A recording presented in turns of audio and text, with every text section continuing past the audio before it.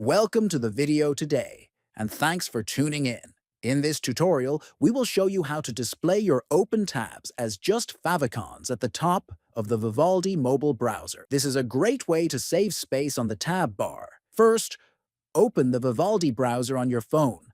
Next, tap on the Vivaldi icon at the top right.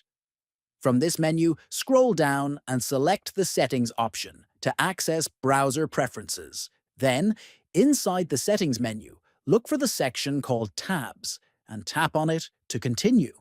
Now, scroll down until you see the option labeled Show Tab as Favicon. Then simply turn on that setting by tapping the toggle next to it.